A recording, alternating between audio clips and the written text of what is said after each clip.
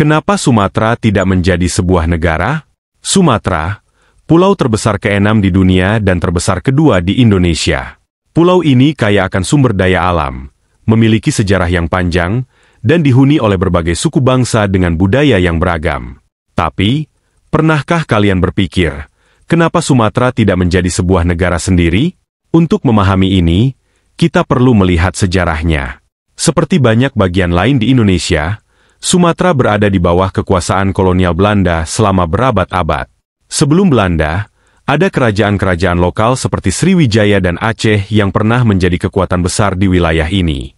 Namun, setelah kemerdekaan Indonesia pada tahun 1945, pulau-pulau besar di Nusantara, termasuk Sumatera, bergabung menjadi satu kesatuan, Republik Indonesia.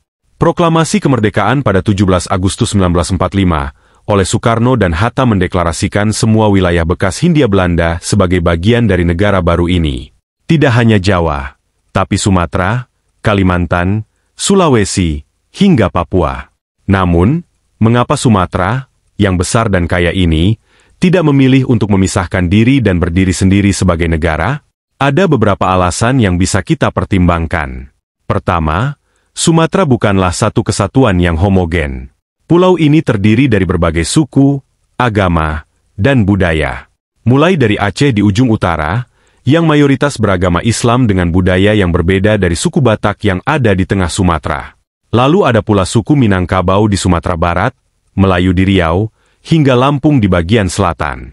Dengan keberagaman ini, sulit untuk menyatukan Sumatera sebagai sebuah negara yang solid tanpa adanya perpecahan internal. Selain itu, meski Sumatera kaya akan sumber daya alam seperti minyak bumi, gas, karet, dan sawit, pengelolaan dan pembagian kekayaan ini menjadi isu yang kompleks. Dengan menjadi bagian dari Indonesia, Sumatera mendapatkan akses ke infrastruktur dan bantuan pembangunan dari pusat, meski tentu saja ada kritik terhadap pembagian yang dianggap tidak merata.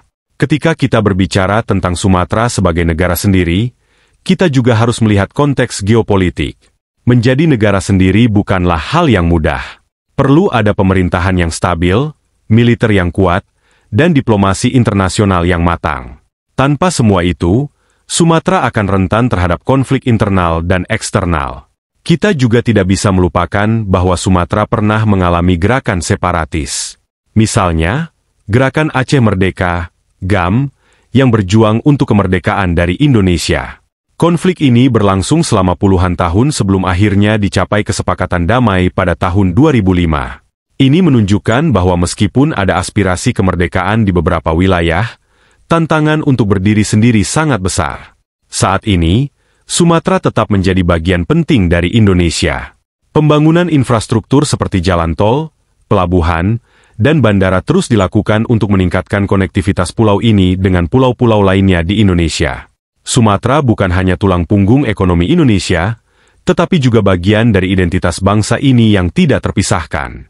Jadi, kenapa Sumatera tidak menjadi sebuah negara? Jawabannya kompleks dan berakar dalam sejarah, politik, serta keberagaman yang ada di pulau ini. Sumatera mungkin bisa berdiri sendiri, tapi menjadi bagian dari Indonesia memberikannya stabilitas dan kesempatan untuk berkembang dalam konteks yang lebih besar. Terima kasih telah menonton. Jangan lupa untuk like, share, dan subscribe untuk konten menarik lainnya tentang sejarah dan budaya Indonesia. Apa pendapat kalian tentang Sumatera? Tinggalkan komentar di bawah.